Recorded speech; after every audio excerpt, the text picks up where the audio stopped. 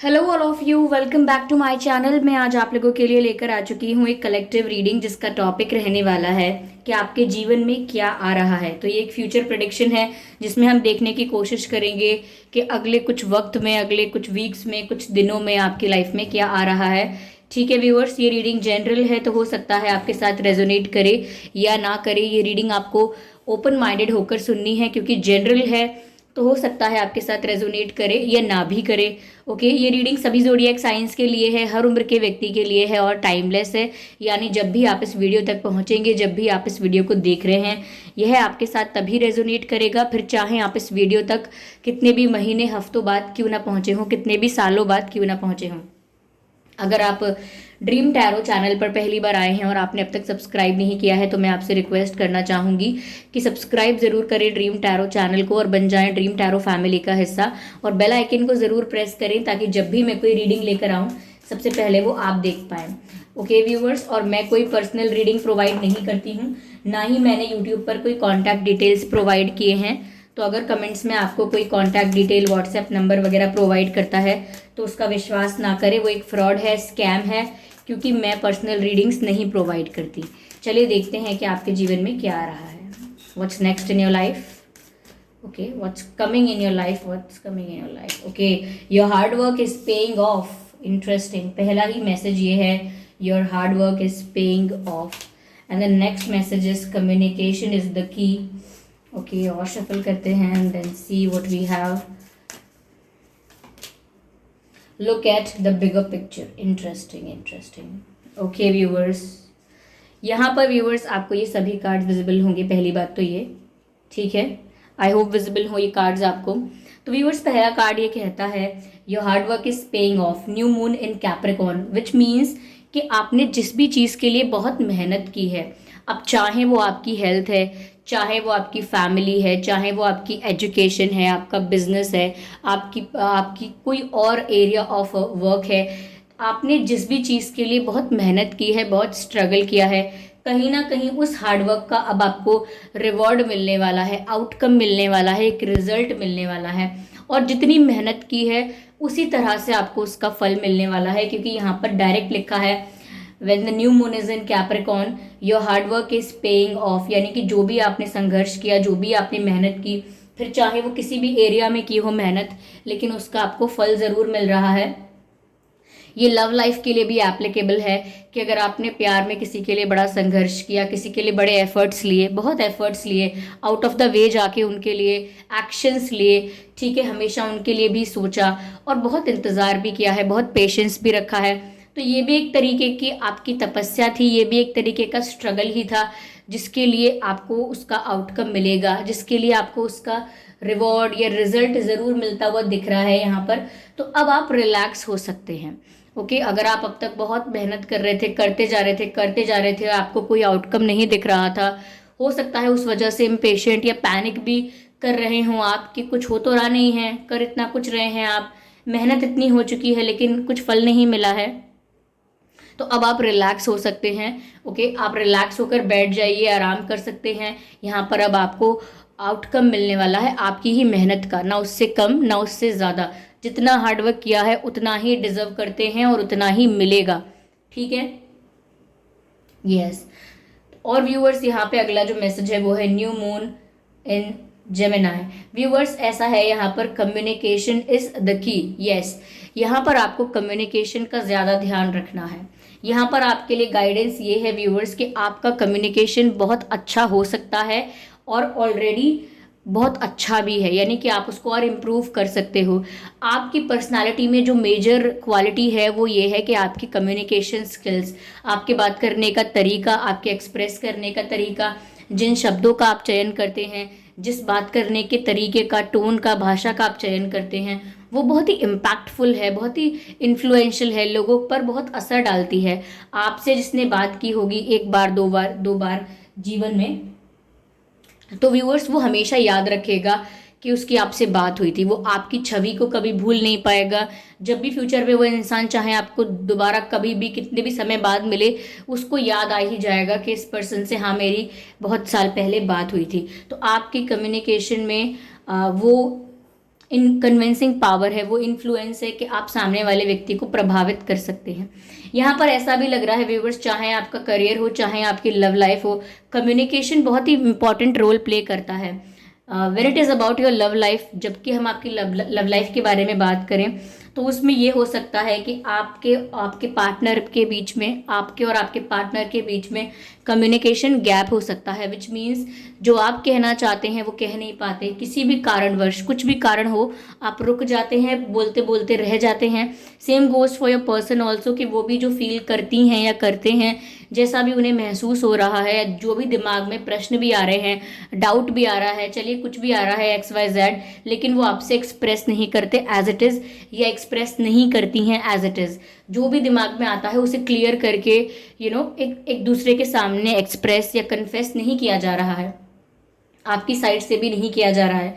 तो यहाँ पर अगर आप ऑनेस्टली एक दूसरे के साथ कॉन्वर्जेशन करते हैं, ऑनेस्टली अपने इंटेंशंस, अपनी फीलिंग्स और अपने इश्यूज को डिस्कस करते हैं, तो ऐसा लगता है कि बहुत कुछ आपकी लाइफ में रिजॉल्व होने वाला है। क्योंकि यहाँ पर मैसेज है कम्युनिकेशन इज द की, यानी कि आपकी बहुत सारे प्रॉब्लम्स का सोल्यूशन कम्युनिकेशन है, आपके बहुत सारे ब्लॉकेजेस का कम्युनिकेशन आंसर है। यानी कि चाहे वो करियर में ब्लॉकेजेस हों तो भी कहीं ना कहीं कम्युनिकेशन वहाँ पर मेजर रोल प्ले करेगा, और चाहे वो लव लाइफ के इश्यूज हैं तब भी वहाँ पर कम्युनिकेशन एक मेजर रोल प्ले करता है। यहाँ पर ऐसा भी लगता है व्यूअर्स मुझे कि आपका जो चाहे प्रोफेशन या जॉब कुछ भी करते हो, बिजनेस कोई भी हो, लेकिन कहीं ना कहीं आप में टैलेंट है, आपकी ये हॉबी भी हो सकती है, जिसको आपने परस्यू नहीं किया है, आपकी स्किल है ये कि आप स्पीच अच्छी दे सकते हैं, आप अच्छी स्पीच दे सकते हैं, अच्छे से डिबेट कर सकते हैं, तर्क वितर्क अच्छा कर सकते हैं, और you have that convincing power कि जब आप कहेंगे तो लोग सुनेंगे, ना कि सिर्फ सुनेंगे, विश्वास भी करेंगे आपकी बात का। ठीक है, तो यहाँ पर कम्युनिकेशन की है, आपकी बहुत सारी प्रॉब्लम्स का सोल्यूशन यहाँ पर कम्युनिकेशन को बताया गया है, और सोल्यूशन व्यूअर्स होने वाला है, बहुत सारे इश्यूज रिजॉल्व होने वाले हैं, तभी यहाँ मैसेज मिला है कि कम्युनिकेशन से ही रिजॉल्व होंगे। तो आप कम्युनिकेशन पर ज़्यादा ध्यान दें, लोगों के भी और अपने भी। ओके, यहाँ पर व्यूअर्स ये भी कहा जा रहा है इन द लास्ट कार्ड, यहाँ पर look at the bigger picture, full moon and Sagittarius. Viewers यहाँ पर ये कहा जा रहा है कि बिगर पिक्चर को देखना है। चलिए आप कहीं ट्रैवल कर रहे हैं, ये एग्जाम्पल जनरल है, काफ़ी रिलेट करेगा। आप कहीं ट्रैवल कर रहे हैं तो रास्ते में कठिनाइयाँ आती हैं, कभी गाड़ी का पंचर हो जाना, कभी कुछ भूख लगी है लेकिन कुछ रास्ते में खाने के लिए कहीं मिलना नहीं, या कुछ और भी हो सकता है कि पानी ना होना, या पेट्रोल खत्म हो जाना, कुछ भी XYZ इश्यूज आ सकते हैं। बट दैट डजंट मीन कि डेस्टिनेशन पर अब पहुंचना नहीं है। कहीं भी हम जाएं, रास्ते में कोई खराबी हो जाए, इसका मतलब ये नहीं है कि हम डेस्टिनेशन पर नहीं जाएंगे। हम चीज़ों को रिजॉल्व करने की कोशिश करेंगे, लेकिन हम डेस्टिनेशन पर ज़रूर जाएंगे। क्यों? क्योंकि हमें बिगर पिक्चर दिख रही है, हमें पता है कि हमें कहाँ पहुँचना है, क्यों पहुँचना है, वहाँ जाके क्या करना है, वो हमारे लिए इम्पॉर्टेंट क्यों है, वहाँ जाना इम्पॉर्टेंट क्यों है, उससे क्या होगा क्या नहीं होगा, हम बिगर पिक्चर को देख पा रहे हैं। इसीलिए हमें रास्ते की छोटी मोटी समस्याएं इतनी बड़ी नहीं लग रही हैं कि हम वापस लौट जाएं। ओके, ऐसा ही होता है एग्जाम्स में भी, जब हमको लगता है कि कितना मुश्किल है, ये मेरी समझ में नहीं आ रहा है, ये कितना टफ है, टेस्ट मुझसे नहीं दिया जाएगा, ये नहीं होगा, वो नहीं होगा, मैंने कुछ भी नहीं पढ़ा है, मुझे समझ में भी नहीं आता है, बट स्टिल आप जो भी पढ़ते हैं उसको पढ़ के एग्जाम देते हैं, because you know the destination. आप जानते हैं कि मुझे इस क्लास को ख़त्म करके, इस स्टैंडर्ड को ख़त्म करके आगे जाना है, ठीक है, मुझे पढ़ाई लिखाई करके आगे जाना है। तो आप जानते हैं कि बिगर पिक्चर क्या है, आप क्यों पढ़ रहे हैं, आप क्यों इतनी मेहनत कर रहे हैं, क्यों आपको एग्ज़ाम देना ही पड़ेगा, क्योंकि you know the bigger picture. तो इसीलिए बीच में आने वाली समस्याओं को आप ज़्यादा वैल्यू नहीं देंगे। उसी तरह से यहाँ पर लाइफ के किसी भी एरिया में यहाँ पर ये बात हो रही है व्यूअर्स कि आपको बिगर पिक्चर को देखना है, यानी कि एट दी एंड क्या मिलने वाला है, क्यों करना था आपको, वो कोई चीज़ करनी थी तो क्यों करनी थी। ओके, और वो चीज़ अगर अभी हुई नहीं है पूरी और आपका माइंड डिस्ट्रैक्ट हो रहा है तो क्यों हो रहा है, क्या डेस्टिनेशन की वैल्यू खत्म हो गई है, क्या वहाँ पहुँचने का कोई महत्व नहीं है, क्या वो बात अब आपके लिए रेलेवेंट नहीं है।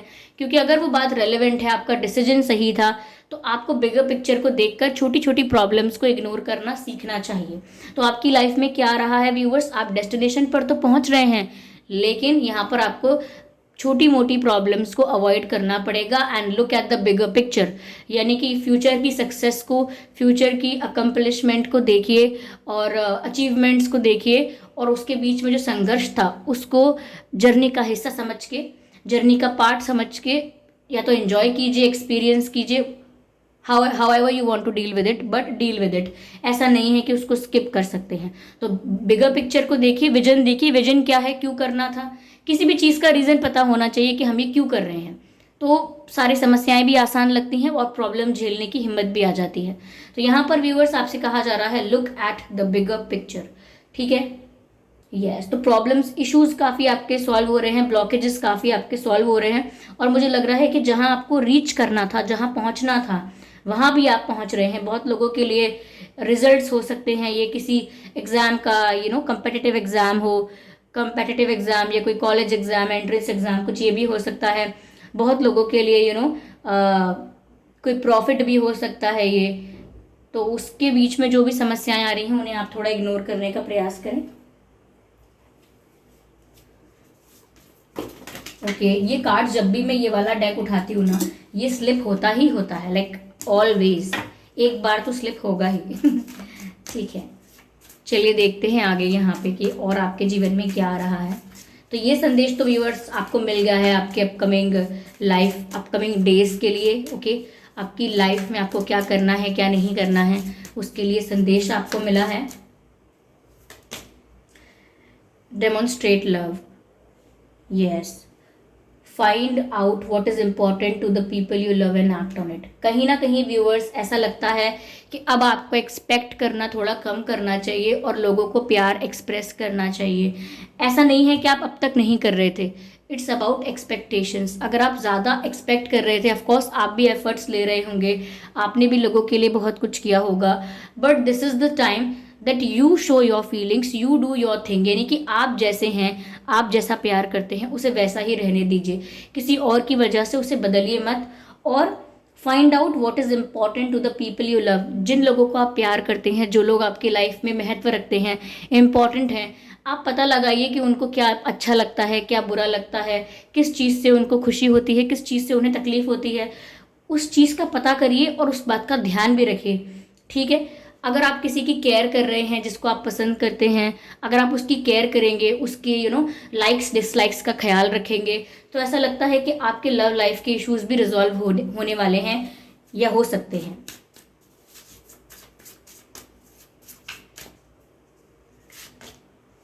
Okay, what is this? Look at your pattern in relationships. तो व्यूअर्स, लव लाइफ के लिए यहाँ पर ये मैसेज मिल रहा है कि look at your pattern in relationships, यानी कि रिलेशनशिप में जब भी आप होते हैं, किस पैटर्न पर ऑपरेट करता है आपका रिलेशनशिप। यानी कोई ऐसी चीज़ तो नहीं है, कोई ऐसी मिस्टेक या कोई ऐसी आदत जो आप अपने रिश्ते में बार बार दोहराते हैं, या आपको अपने रिश्ते में बार बार ये बात दिखती है कि ये चीज़ दोबारा होती है। डाउट होता होगा, एक बार डाउट क्लियर हो गया फिर दोबारा डाउट हो रहा है, या झगड़े हैं, ये कोई बात छुपाने या झूठ बोलने वाली आदत है जो एक बार क्लियर कर लिया फिर झूठ बोलने लगे, फिर बात छुपाने लगे। तो कुछ ऐसा पैटर्न हो सकता है जिसको आप समझ नहीं पा रहे हैं। उस पैटर्न को रिकॉग्नाइज कीजिए और ब्रेक कीजिए उस पैटर्न को, तभी यहाँ पर मुझे ऐसा लगता है कि सिचुएशन ठीक हो पाएगी। It requires inner strength to recognize that you need to change or modify your behavior। कहीं ना कहीं व्यूअर्स, आपके पैटर्न्स में भी प्रॉब्लम हो सकती है, यानी कि आप भी शायद सेम मिस्टेक्स को रिपीट कर रहे हैं। उस पर ध्यान दीजिए, फाइंड आउट कीजिए, आइडेंटिफाई कीजिए कि क्या प्रॉब्लम है, और फिर उसको चेंज करने की कोशिश कीजिए, उसको सॉल्व करने की कोशिश कीजिए। क्योंकि कहीं ना कहीं आपके रिलेशनशिप में कुछ पैटर्न्स ऐसे हैं जो टॉक्सिक हो गए हैं या नेगेटिव हैं। नेगेटिव पैटर्न्स बार बार रिपीट होती हैं, same mistakes, same situations repeat होती हैं, that's not a good sign. Okay, तो उसको चेंज कीजिए। ओके, चलिए एक कार्ड और लेते हैं यहाँ पे। तो व्यूअर्स, ऐसा लग रहा है कि आपके लव लाइफ से अब जो नेगेटिविटी है या टॉक्सिक पैटर्न्स हैं वो रिलीज होने वाले हैं। तो आपके जीवन में क्या आ रहा है कि आपकी लव लाइफ से जो भी नेगेटिविटी थी या नेगेटिव पैटर्न्स थे, नेगेटिव हैबिट्स थी, या कुछ ऐसी साइकिल्स थी जो कार्मिक थी, वो अब एंड हो रही हैं और नेगेटिव पैटर्न्स भी खत्म हो रहे हैं, ऐसा लगता है, ठीक है। आपके लव लाइफ के इश्यूज भी रिजॉल्व हो रहे हैं, बस आपको दूसरे के भी पसंद नापसंद का ध्यान रखना है। सदैव ये नहीं सोचना है कि आपको ये पसंद नहीं था फिर भी उसने ये कर दिया। ओके, आपने ये उम्मीद की थी कि ऐसा करेंगे, ऐसा कहेंगे, पर इन्होंने तो ऐसा कुछ किया ही नहीं। तो इस समय अपनी एक्सपेक्टेशंस पर ज़्यादा ध्यान ना दें। दूसरे को क्या पसंद है, क्या अच्छा लगता है, क्या बुरा लगता है, थोड़ा उसका भी ध्यान दें। ओके, ये do something for someone else. Wow viewers, देखिए ऐसा लगता है कि आप यहाँ मैसेज मिल रहा है do something for someone else, यानी किसी और की खुशी के लिए, किसी और के बेटरमेंट के लिए आप कुछ करें। हो सकता है किसी को आपकी हेल्प की ज़रूरत है।